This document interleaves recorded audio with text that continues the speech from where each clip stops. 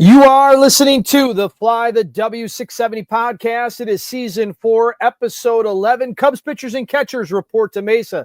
Don't forget to listen, download, review. Most importantly, subscribe to the podcast. Follow on all the socials. Fly the W670, Twitter, Instagram, and of course, we're on Facebook. You can also email Crawly and I, flythew670 at gmail.com. All right, Crawly, the Super Bowl is out of the way. It was a dud. So now it is time to get down to business. To me, I was never interested. The commercials stunk. Everything stunk. I'm just glad it's over. And pitchers and catchers report for duty. While most of America was getting ready for the big day, the Cubs pitchers and catchers were the first players to report to spring training. The first guy in the building before the sun came up. How about Craig Counsell, right? Look at that. Yeah, I saw that. I saw him walking in. I retweeted it. Yeah. Mm-hmm. There he is. I mean, I like that, first one in and hopefully, like I said, ready to kind of get rocking. And so I was excited. I saw it's hard because I know I'm not going to be going out there this year, but seeing my guys, Rich Biesterfeld and Steve Scher and John Antonoff, all the guys that are the usual suspects down there. I mean, I'm just super excited that they're just having fun. That's kind of when they get to kind of enjoy everything that's going on. So it was, I thought it was kind of cool to see as far as that's concerned, but now you get to see it. There's content all out there and you're getting to see the players come up there, man. It's just like one big reunion, Right. We've already got some talking, some controversy. Well, what did Craig mean when he said this? What did Jed mean when he said that? We got it looks like we have an opening day starter announced. I mean, it sounds like Shota's for sure going to pitch, but today I saw Shota on Marquee actually talking about taking the ball on opening day in Japan. So maybe that's out of the bag. I mean, Counsell said there's no doubt he's going to throw, just a matter of would he throw in the first game or would he be throwing in the second game? So it is pretty cool. It gets you stoked, and we're supposed to get some snow this week here in town. Haven't had much snow this year, so we'll want to get rid of that quickly and get on to baseball. Yes, sir. And the Cubs did release their spring training roster. So for those of you that aren't familiar with it, when you talk about the spring training roster, you have your 40-man roster plus your spring training invites, right? Your non-roster invitees. And so it's always really cool if you ever go out to Sloan, and you can go and anyone can do this. There's the coolest thing about Sloan Park, and I'm putting this up here on the 670 Score, the YouTube channel. But there's what's called the backfield. So you have you have Sloan, which is the ballpark, right? And then you have two main fields. Now, especially field 2, you can't really see much of. It's not something you're really allowed to take a look at. But when you go in the backfields, it's a diamond, like a clover shape, 4 diamonds, and all home plates are all kind of facing the same direction. But that's where you can sit there and run. And the Cubs on their website every day, they kind of have the practice schedule. And so you could see, who's going to be out where, pitcher fielding drills, all that stuff. And so it's a lot of fun. So the spring training roster is made up of the 40-man roster, right? But then you have these non-roster invitees that are players that were invited. And a lot of times they're either some of your top prospects or they're guys, veteran players who are trying to make the club or even trying to catch on somewhere, even if it's minor league. So that's kind of the fun thing. So if we take a look, the Cubs did release their non-roster invitee list. And so, Dustin, when you kind of look at those here and you say to yourself, all right, who are some of these guys? Some of them are going to be familiar. Some of them are not going to be familiar. When you look at the catchers, if we start with the catchers, there are 2 prospects. One of them is Moises Ballesteros, who's a top 10 prospect for the Cubs. The other is Pablo Aliendo, great guy. People love throwing to him. So those 2 guys are not on the 40-man roster. And then Reese McGuire's a veteran and Carlos Perez is a veteran. They're going to be battling out to see who is going to get that veteran catcher spot in Iowa, right? And so that's what you look at when you look at the catchers. When you look at the outfielders, there's 2 outfielders on the non-roster invitee, Brett Bateman and Christian Franklin.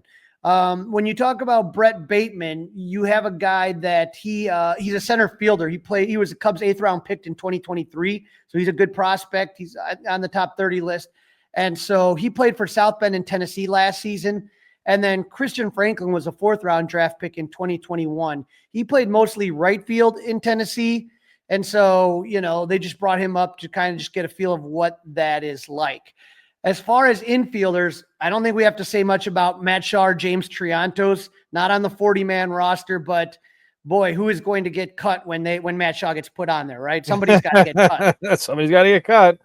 But also interesting was Jonathan Long. He was a Cubs 9th-round draft pick in 2023. He played first base for South Bend and Tennessee last season, but he was selected to play in the Arizona Fall League. So the Cubs sent him out to Mesa to play in that as a third baseman, and he looked really good. He actually made the Arizona Fall Star team. And so the fourth infielder that's going to be in there is Nicky Lopez. He rounds out the infielders for the non-roster invitees. And so those are the infielders. We got the catchers. And then with the pitchers, as far as the pitchers are concerned, this is where it kind of gets interesting because obviously Cade Horton is one of the top prospects in the Cubs system. Some people say he is number one. And then you also have Brandon Birdsell. He was the Cubs minor league pitcher of the year last year. And then when you talk about other prospects, as far as pitchers are concerned, you have Riley Martin is on there. He's a lefty. And then Brandon Hughes was drafted by the Cubs in 2017. He looked good in 2023, but injuries, he had a knee injury. I don't know if you remember that, kind of derailed him. He ended up in Arizona. Now he's back. And then the rest of the guys, the Phil Bickers of the world, the Ben Hellers, the Brad Keller, Trevor Richards, Antonio Santos, those guys are all veterans that just never really kind of broke through.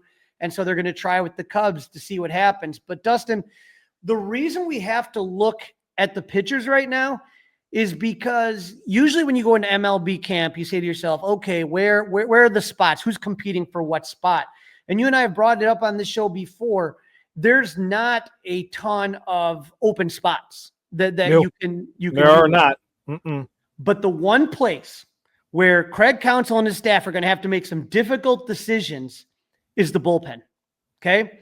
And so Andy Martinez, friend of the pod he wrote an interesting piece for Marquee talking about the bullpen depth and the logjam of relievers the Cubs have. And so here's the problem. There are 8 spots for the bullpen and 7 players with no minor league options. So that's the issue here. So if you take a look at the 8 spots and you kind of try to project this out here, Presley's your closer. And then you got Porter Hodge and Ryan Brazier being your setup man. So they got Brazier from the Dodgers, Porter Hodge, homegrown. You have Caleb Thielbar, who they signed. He's a lefty, so you got to have a lefty in the bullpen. Tyson Miller was huge last year. We talked about Julian Merriweather as a guy that really came out in 2023, but injuries derailed his 2024 season. And then Keegan Thompson. So, again, set up Porter Hodge, set up Ryan Brazier. You got Thielbar, Miller, Merriweather, and Keegan Thompson in relief. And then you got another lefty, possible 6th starter in Colin Rea, right? Out of those 8 pitchers right there, 8 spots, only 7 of those players have no minor league options. The only one with the minor league option is Porter Hodge. So the rest of the guys, if they get sent down, they have to pass through waivers. And chances are most of these guys are not going to pass through waivers. Right, they're going to get picked up, right? Mm-hmm. And so here's the list of names, some of them, Dustin, that are probably not going to be on the opening. The one guy that I look at, right, is Keegan Thompson. Keegan Thompson, to me, is a guy that, if I'm looking at it, I don't know, because he doesn't have options, I don't know if I'd want to put him on there. I'd rather leave that spot for guys that do have options, because you're not going to be sending Porter Hodge up and down. You're just not, unless there's a real big problem. And so these are some of the names, Dustin, that when you look at it, you're going to say they don't have a spot on the roster come opening day. Nate Pearson. Okay. He was huge last year. Ben Brown, Luke Little. They just acquired Eli Morgan, Ethan Roberts. All of those guys have options. And so the question is, when I take a look at Presley, Hodge, Brazier, those guys aren't going anywhere. Thielbar is going to be your lefty. Tyson Miller, I mean, do you want to – he was one of the best relievers out there last year on the season. And Merriweather, like I said, the only one I could think of is Colin Rea. You know, that's the only one to me that I can, when I look at this list, that's the only one that I could see. The only one I could really see to me is Keegan Thompson not being a guy. Yeah. It's good to have options, but these are going to be some tough choices. And that's where, like I said, I think that's going to be the toughest thing if you take a look at it. Now, I have Assad being the 5th starter. And so, yeah, Brown is a right-handed pitcher. Hodge has got options. Gavin Hollowell, 40-man, not a big deal. Caleb Killian's on the 40-man. Julian Merriweather, like I said, no more options. Tyson Miller, no more options. Eli Morgan does. Jack Neely wouldn't be on the team. Daniel Palencia wouldn't be on the team. Nate Pearson wouldn't start out on the team. Right. Presley and Rea would. And those are your righties, Ethan Roberts. And then when you kind of go to your lefties, like I said, Luke Little, you think, wow, that's a guy that you would assume would start. What about Jordan Wicks, Dustin? Right. Yeah. I mean,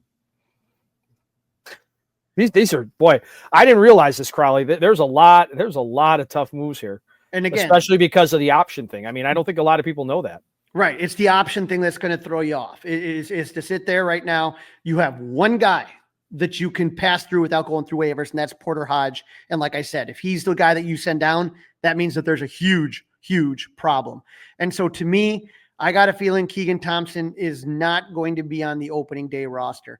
I don't know who they're going to put on. Now, one thing to kind of keep in mind, Dustin, is when they go to Japan, they're allowed 2 more roster spots. Okay? Oh, 2 extras. Okay.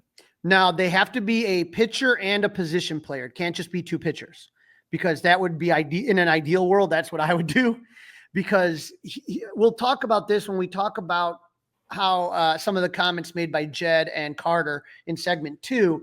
But the problem is that a lot of these starters are not going to be ready like you would in a normal opening day.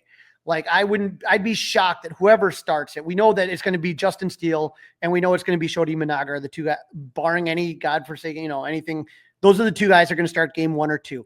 In my opinion, Shoda's starting game 1 after what he did last year. And the fact that it's his home country and it's such a big deal. It's like such a huge honor. I can't imagine him not doing it, He's starting for sure. It's a question of, is he starting game 1 or starting game 2? I'm saying game 1. Game 1 starter, game number 1 in Japan is going to be Shodi Managa. I think I know, like I said, Justin Steele's not my best friend. I've talked to him before. I've interviewed him before. I think the Cubs realize the honor it is to be able to pitch in front of your home country.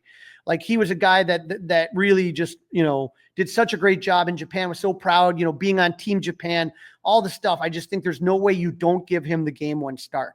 But either way, if you're talking about Shota and Justin Steele, you'd be lucky at this point, because they have to go in the middle of, the 15th, really early on when the season starts. They're not going to be able to go 6-7 innings. That's not happening. They're going to have to go 4, 5. If you're really, really lucky, Dustin, 6. Okay. But that's not a lot. I mean, that you're really hoping that you can get 6 out of any of these guys here. I'm just thinking to myself, you're going to need pitchers that are going to be able to throw innings. And so I'm wondering if, how Ben Brown's feeling, if he's a guy like you're going to need a guy that can throw, to me, multiple innings. This isn't going to be a 1-inning guy that you're going to call on to be that extra pitcher right there. So you're talking that game in Japan is going to be the 18th. And so they started throwing recently, right? So they got, if their first day of really pitching, let's say first pitchers and catchers, the 9th, it's just not a huge amount of time that you would normally have. Even just opening days, like normal opening days, like without this Japan series, you still have another 2 weeks to go. So I'm going to say that, when I look at the pitchers that could potentially be that extra person. Now, there's another issue, Dustin, that's come up, and it came up today. We just found out it came up today, and that is the Cubs already have some injuries, which is why I saw that. It's why you need the depth. And so when you look at the injuries, that's where you sit there and you say to yourself, oh boy. And so that's why you need depth. That's why this team is projected to win 90 games, is because of the depth. Javier Assad is dealing with some oblique soreness. This is from Maddie Lee on her Twitter, but oblique soreness, Dustin. I never like oblique soreness. Yeah, I mean all their motion, every time they're moving, that's going to be in play, right? So that's not a great way to start things off. Brandon Birdsell is dealing with an issue back of the shoulder area. I don't know, again, what exactly that means, if it's just a general soreness. But like, Birdsell was a guy that you were hoping, just could kind of get some, get to pitch with the big league camp. It's cool, like to sit there and be able to be like, yeah, I'm throwing with Shota and I'm throwing with Justin Steele, and these guys talk to each other and they talk about pitch grips and you get more time with Tommy Hotovy and all the older coaches are over there, whether it's Fergie or Rick Sutcliffe or those guys that go out there, they're already out there. So to me, it's kind of like, okay, you weren't counting on Birdsell to be a part of the 40-man or to be a part of the opening day roster, or even a guy that you would say, I don't think he'd be called up. Like he wouldn't be one of the first guys you called up. We already went through that list. Mm-hmm. And so to me, you got to sit there and say to yourself, okay, let's assume that Javier Assad's not ready to go for Japan.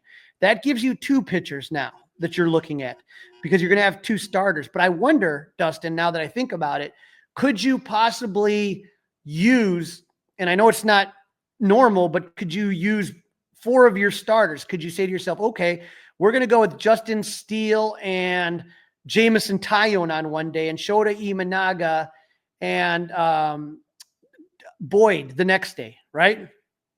Because why not? Why couldn't you go with both your starters? Because you don't need them again. Right. Yep, you could do that. I mean, if not, then my belief would probably be a guy that could throw multiple innings, a guy that would normally be a starter. So would it be Ben Brown? Would it be Colin Rea? I think I'd want to use Colin Rea more for something like I don't know. So it's another lefty option and not just have one lefty in the bullpen and Thielbar. So things that we got to look at, things that are going to be interesting, but I just these are good problems though, right? These are good problems. Not the Assad injury, but these all these names, right? And who's up, who's down, who can you afford to put through waivers? These are good things. Yeah, and I like I said, I'm excited about Japan, but just seeing those guys out there throwing, hearing Marquis been doing a great job covering it for anyone that's been watching. Our guy Cole Wright was on Sunday. Just so much fun to kind of just see them going. And then to be able, like I said, it's what I love about having Marquis. I know sometimes people go like, oh, I miss WGN.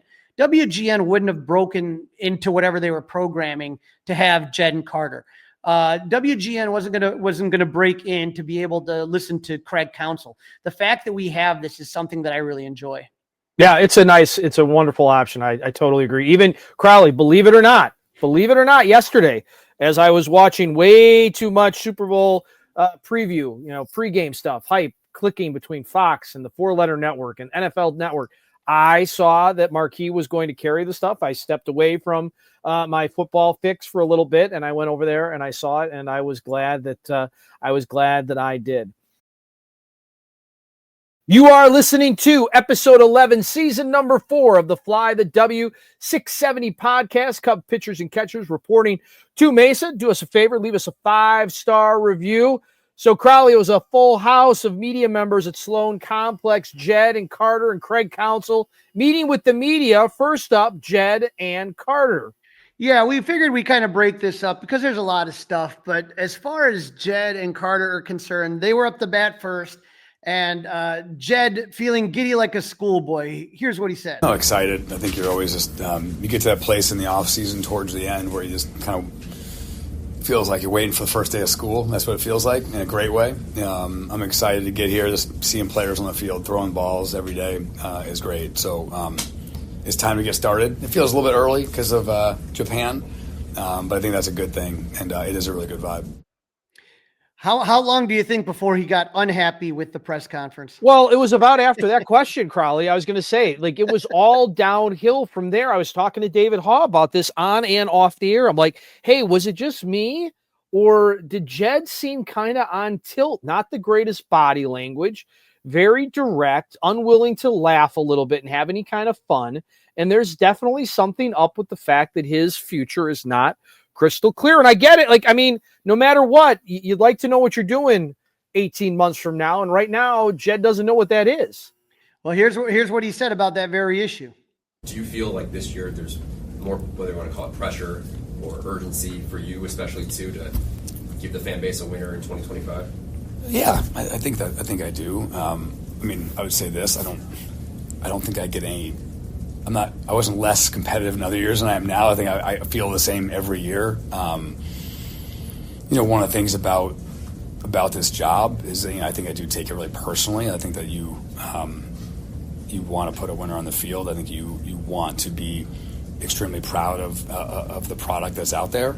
And, obviously there was a building process, to get back to this point. And I think that we're at it's a really great point as an organization right now. And I think that both this year and going forward, I think there's a lot of bright times ahead. But yeah, I think it feels like there's increased pressure. I think there probably should be, given that we've spent some time to get to this place, and it should be a lot of fun. All right, extra pressure, extra. It's kind of the first time I ever heard him talk about that. But I think, Dustin, when you talk about what put him on tilt, it really has to do with one guy and one guy only, and that's Alex Bregman.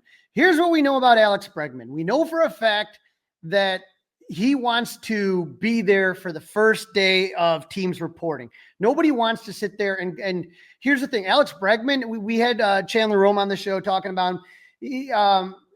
He is a slow starter. So the last thing you wanted to do is get off to a late start, right? And so this is a friend of the pod, Bob Nightingale. He's been all over this. Said, yet while the Cubs continue to talk to agent Scott Boras about Bregman, there's no indication the Cubs would be willing to offer more than a 3-year contract. There are also no sign that Bregman would dramatically lower his asking price, where he already had at least one 6-year offer on the table.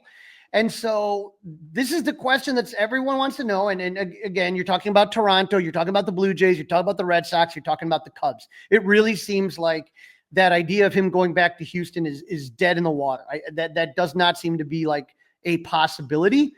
But here's the frustrating thing, I think, for Jed, is everybody keeps asking about it, and Jed can't really say anything about it. So why? He's a free agent. Why can't he? Because he doesn't want to negotiate inside with the media. You can talk about it. He's a free agent. He's not under anybody's. He's available to everybody. Why can't he talk about him? Well, why can't you talk about free agents? Here's what he had to say. Jed, Tom said you guys will wind up around the CBT. You're not there yet. Bregman is still a free agent. I guess what would it take to get that to the finish line? Yeah, I obviously can't comment on any individual players. You could on him. He's a free agent, right? I can't talk about free agency. So you can't talk about free agents? So that's what the reporter says. He said you could talk about him. Now here's the thing. What Jed should have said is, I'm not going to talk about free agents. Not that I can't. Okay, well that's different. But I mean right. that's entirely different. He's also getting frustrated, which right. is something we're not used to seeing with Jed. Like it comes down to, and I think Carter really came across well in the presser, much more so than Jed. But I think the issue with Jed is there's nothing he can say. He can't sit there and say, look, we got a 3-year X amount of dollar deal on the table where it's up to him. He's not going to sit there and give out numbers. He's not going to sit there and tell you where the process is. He's not going to tip his hand any which way that could potentially, again, Scott Boras will just turn that around and use that for leverage against some other team. So that's why he's not going to do it. And so he just should have said, look, we're always kind of trying to make the team, because he will say eventually we always try to make the team better, blah, blah, blah. It's a stock line. But again, you're not going to negotiate in public. You're not going to want to do that. And so he has nothing to say. He's not going to tell you anything that's going on, but it's the media's job to ask. Right. I mean, right. So he has to understand why they're asking. I guess it just was an unusual tone to hear from Jed. Yeah, I would agree on the tone. It definitely wasn't there. And so obviously the budget and so the funny thing is all the reporters try to get around it by asking different questions, kind of trying to backdoor their way into an answer on that, And that's the trouble. And then people always say, hey, Crawly, why don't you ask this at CubCon? Why don't you ask that? Like if you say, do you want to add a starter? Do you want to add this? His stock line's always going to be, we always are looking to add to make the team better. Now, the question about budget, that kind of goes into the whole Bregman thing. And here's what Jed had to say about that. You mentioned budget. Does it feel like you have enough financial resources, payroll flexibility to add someone significant and still kind of supplement where you want to? Yeah, I mean, I probably wouldn't answer that, I guess, is the way I'd say it. Talking about exact budget numbers, I think, is always a dangerous thing. But I would just say we've been really focused this offseason on trying to optimize as much as we can within our budget to make sure that we are a really competitive team. I think we are. You can hear that frustration in his voice again. Now it's just not a good look. I feel like Carter is really the one that when I went back and I rewatched the interviews today, I sat there and I was like, okay, it's like whenever they went to Carter, I felt good. And whenever they went back to Jed, like, let me give you an example. Do the Cubs have enough to win the division? You got enough to get it done in the division this year, if this is what it is? Well, it's going to be a hard-fought division. It's going to be a hard-fought league. I think that's been one of the our main focuses, I think, as we've thought about the offseason, both going into the offseason and throughout, is that wins are going to be in a premium in the National League in particular this year. And so I think we're at in a competitive window. I think we've gotten better each year. I think we're at a place where we have a chance to be really good and trying to really maximize our resources, within our budget to make sure that we could do that. Like I said, just it doesn't feel confident to me.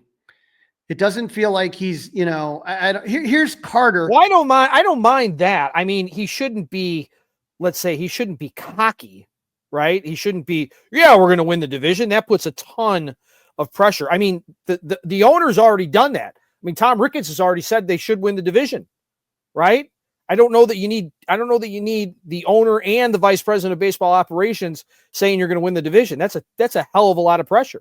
You don't have to say it, but listen to how Carter answers the question about this Cubs team.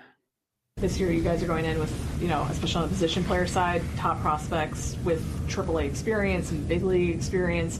How does that factor make you guys comfortable with like the depth you have and the upside potential of, if there are the inevitable injuries that pop up over the course of the season, that you have that upside potentially ready to plug in and see what that production looks like?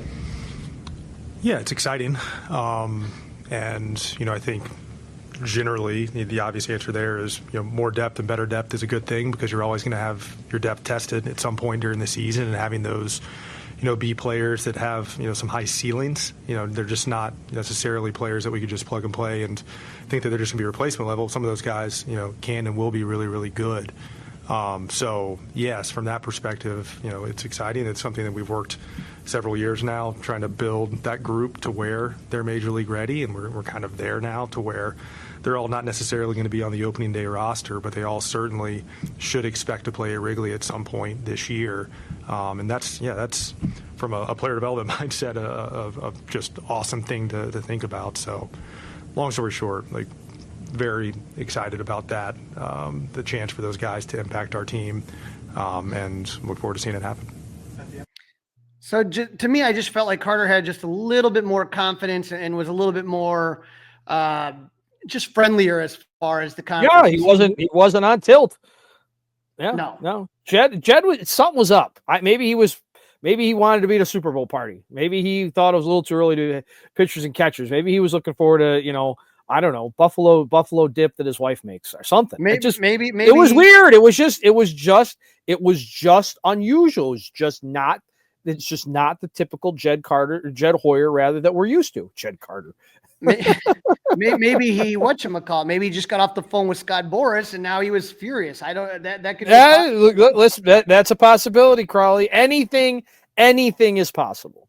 Now, we talked a little bit about what it's going to be like playing in Japan, and so here's Jed's feelings on the Tokyo series. The 2 games in Japan, how does that impact?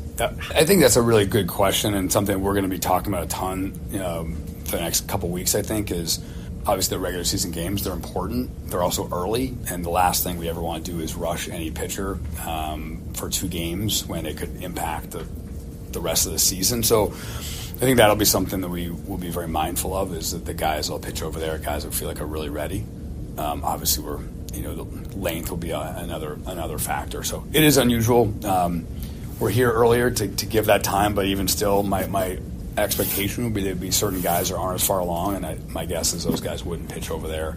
We would kind of let them get ready for the domestic season, so to speak. So I thought that was interesting about guys. I don't know who they're going to bring on the plane. Are they going to leave guys behind? I'm very curious. Like hypothetically, we talked about the 2 starters, about Justin Steele and Shota Imanaga, but do they leave Jameson Taillon at home? Do they bring him with? Do they leave Crawly and Dustin at home? Like these are. Well, I think some of the starters. That's a great question, right? Like some of the starters that are not going to be bullpen guys, right? Like, do you do the wear and tear? And some of these, but I mean, I know they can all afford to go there anytime they want. I mean, especially somebody like Jameson Taillon specifically, but he seems like the type of guy that would want to make that trip. He would want that experience. He'd want to go with his teammates. Is there some bonding? Is there some bonding involved in all of this? Yeah, I'm absolutely sure. And Carter talked about that, about the bonding that's going to happen on this trip. And, it is a once in a lifetime experience, to be with your major league team. And this, when people see how crazy it's going to be at the Tokyo Dome, how packed it's going to be, they're just, I don't think, I'm trying to think of what would be something that you could even compare it to. It's just going to be monstrous to have all those great Japanese players that are going to be on major league rosters. It's just going to be nuts. So I'm excited about that. Now, one guy that we wonder who might make the trip or might not is Nico Hoerner. Now, if you've been watching our guys, Rich Biesterfeld and John Antonoff and stuff like that, over in Mesa, you do see that Nico has been throwing some. That was something we hadn't seen in a while. And so that's good. But here's Carter on Nico Hoerner. What are the plans for Hoerner now that we're in spring training? Will he be able to start the season on time? When is he able to start hitting and throwing? Yeah, so he's in his progression right now, and that's all going well. We're not going to make decisions on whether he's going to be on our first opening day roster in Japan or our second opening day roster in Arizona until those days. But he's starting to throw, he's starting to hit, and hopefully as it continues to progress, we'll have a better sense of exactly what he's ready for. But long story short, we're expecting him to contribute a lot this season, and excited that he's going to be able to do that, not just playing second base, but shortstop as well. Nico's a guy I could see leaving behind. Like I could see it being like, okay, look, we're not bringing you with. He's not going to be ready in a couple, in that time frame. I don't think. I think I'd rather just let him, rest, relax, not have to make that trip and just work on just constantly rehabbing. That's my feeling right now. Yeah, that makes a lot of sense. I do. I think that makes sense. There's no doubt about that, Crawly. Now, you talked, Dustin, about Tom Ricketts as far as the manager and his ability to, him putting pressure on this team postseason. And so another thing that put pressure on Jed are obviously these projections, these PECOTA projections that have the Cubs winning 90 games. And that's a lot of games. That should be, again, I think, what do they say? 86% chance the Cubs make the postseason.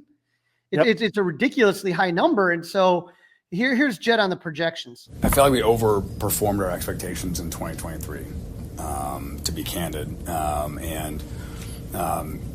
Going into last year, sort of the hope was that would sort of happen again, and it didn't. We ended up roughly around where we were kind of publicly projected to be, and obviously that you hope going into every season that a lot of things break your way, and that you wind up outperforming. I think that's the goal every year. That's the goal this year. The goal this year is to outperform expectations. I think that's once we start meetings this afternoon, like every conversation is about maximizing, optimizing every player to hope that we can outdo our projections. But I think when you are where we were last year, I think you going in that we probably have to beat projections in order to be able to get where we want to go. As I think I've said a lot of times, I found last year to be an immensely frustrating season in the shape of it. Good start. Us too, really Jed. Bad 2 months and then a really good 3 months, and it just felt like we sort of took hope off the table, after a bad May and June. So I found last year, the shape of last season, I found to be really frustrating. I think we ended up kind of roughly where we were projected, but certainly that was absolutely not the goal. The goal was to make the postseason last year. The goal was to go farther than we did, to be playing like really meaningful games at the minimum at the end of September, and we didn't do that because of a bad stretch. So that's kind of a long-winded way of saying, last year it was a frustrating season in a lot of ways based on the shape of how things went, and this is a new day, a new year. I'm excited to get started in 2025. When you talk about the projections, Pacoda had the Cubs winning 81, 82 games last year, and they won 83. It was pretty much right on, okay? And so when you talk about, he's right. In 23, I felt that they kind of went right about a little bit further than where they were projected, but I thought they played well in 2003. To me, 2004 was supposed to be that next step. I thought 85, 86 wins. Pacoda did not. They thought 81, 82, and Pacoda was right on that one. Now, 90 wins, that's a lot, but I think that this team has the talent. Now, you do have to have certain things break your way. You have to stay healthy. You have to have guys have breakout years. Those are little things.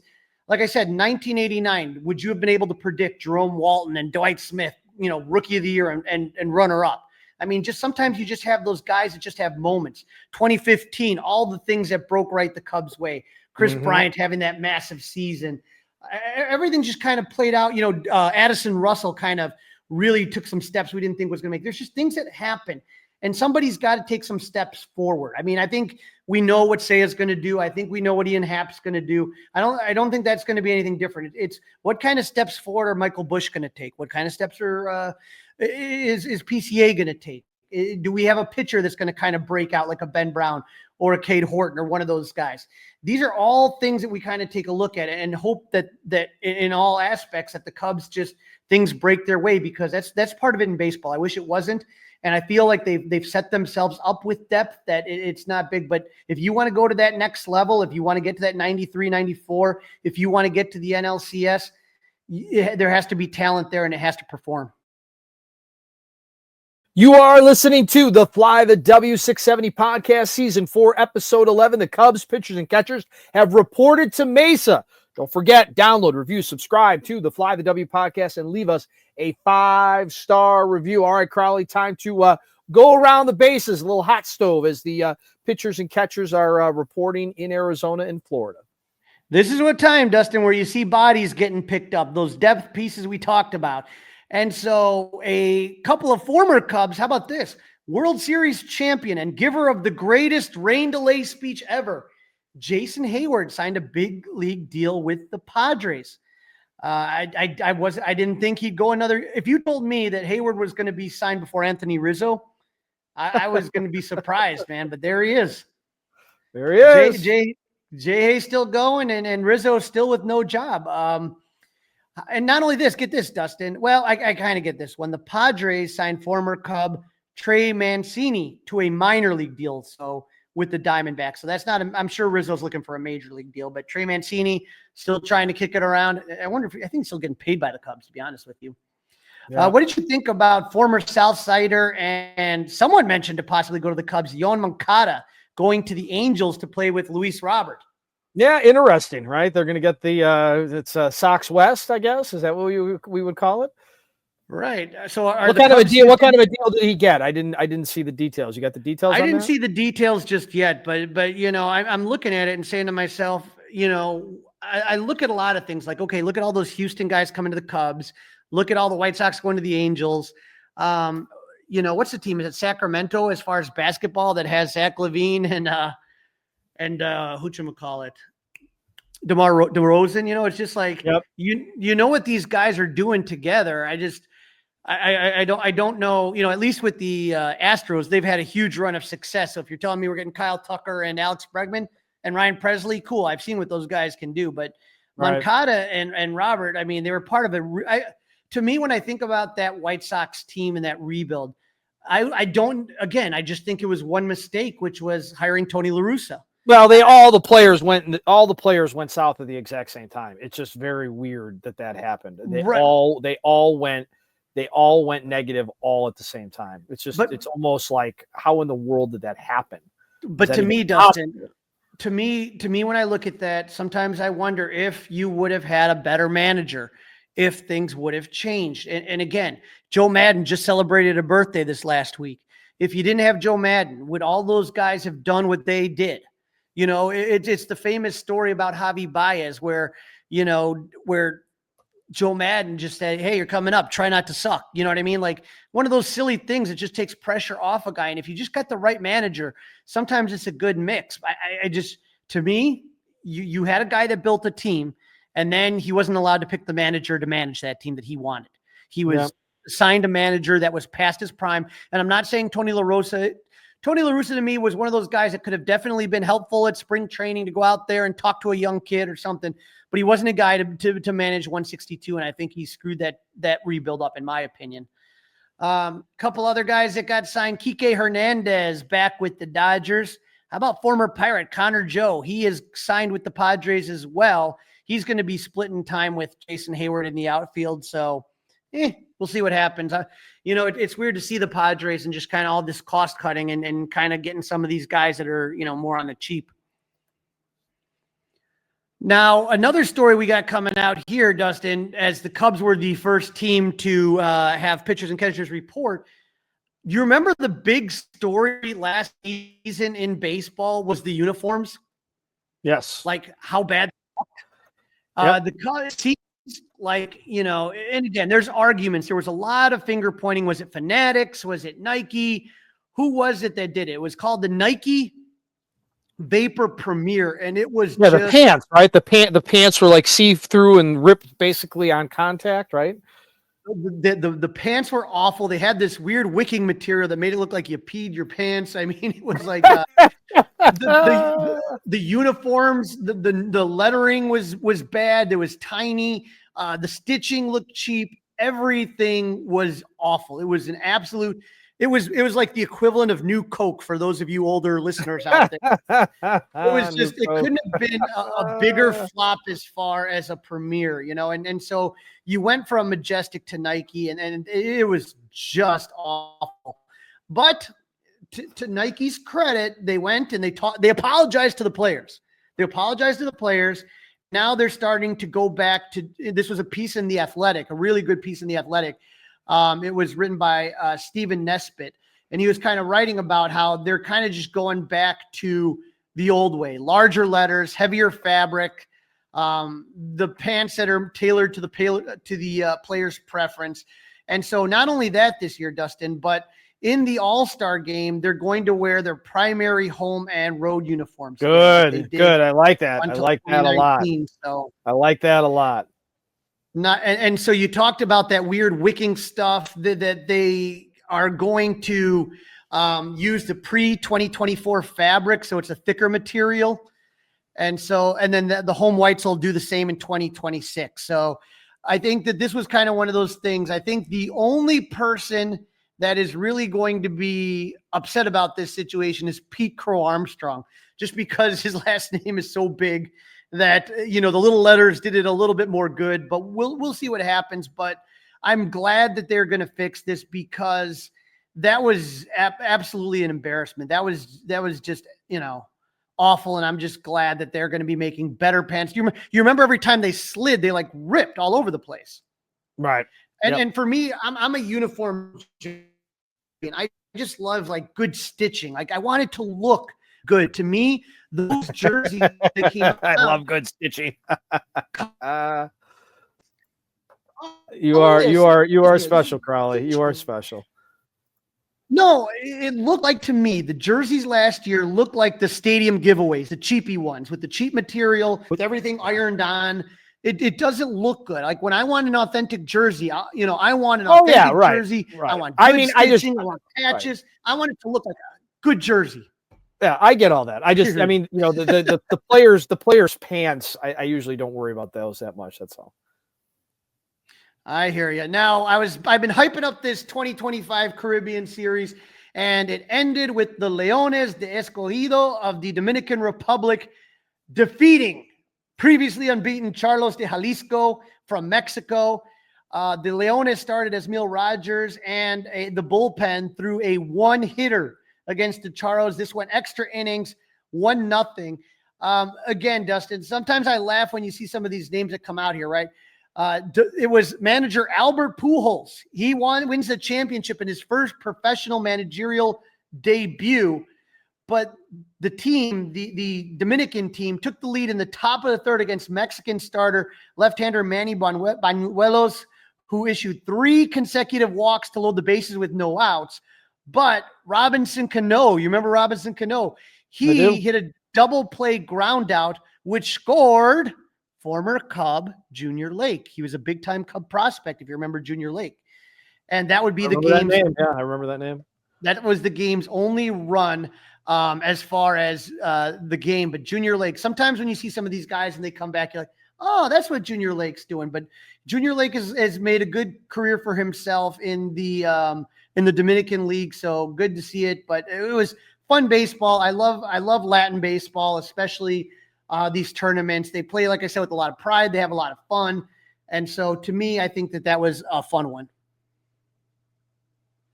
And a little sad Bears news for ownership-wise, and the Cubs paid a little tribute to Virginia McCaskey. Yeah, 102 years old, right? Tom Ricketts issued this one. He said, "We're deeply saddened by the passing of Virginia Hallis McCaskey, a true pioneer whose contributions have left an indelible mark on our city. For half a century, the Chicago Bears called Wrigley Field home, and the history of the two teams will forever be intertwined." And I think, I was too young to really remember the Bears playing in Wrigley Field. But for people like, my dad and other people I know, kind of older Cub fans, it was intertwined, those two teams. And to think about Gale Sayers and Dick Butkus, or, even going back to Red Grange, the history of the Bears and Wrigley Field goes together. And so, she, from everything that I hear, she seemed like a really great person. I know Jared Payton really had some nice things to say about her, but like I said, the Cubs and the Bears together, when they celebrated the Wrigley Centennial, they did make sure to include the Bears. Like when they had all the people come out, like on the anniversary of the very first game at Wrigley, they had Dick Butkus and Gale Sayers on the field. And they also released bobbleheads that year of Red Grange and Gale Sayers as well. So, sad to see. And like I said, very, very nice words by Tom Ricketts. Absolutely. Class act. That was very, very nice of him. Very nice of him to do that. And Cubs had the Cubs are out in spring training, and the Bears are having a rough week off the field. They also lost a former head coach, Dick Geron. So again, the best of the Bears and everybody that know those people. Well, Crawly, that's a wrap. Don't forget to listen, download, review, and subscribe to that Fly the W podcast. We're on all the socials, Facebook, Instagram, Twitter. Of course, you can email Crawly and I, flythew670gmail.com, and you can watch us, that's right, on the 670 The Score YouTube channel. All you got to do is subscribe. And don't forget, we have positioned players coming on Valentine's Day. No better gift for your gal. Go Cubs! Hey guys, it's Crawly. Thanks for watching. If you enjoyed this video, please don't forget to give it a thumbs up and subscribe to our channel for more content like this. If you want to see more of our videos, be sure to check out our playlist and let us know what you think in the comments below. Also, don't forget to follow us on social media to stay up to date with our latest episodes. Links are in the description. Thanks again for watching, and we'll see you in the next video. Go Cubs!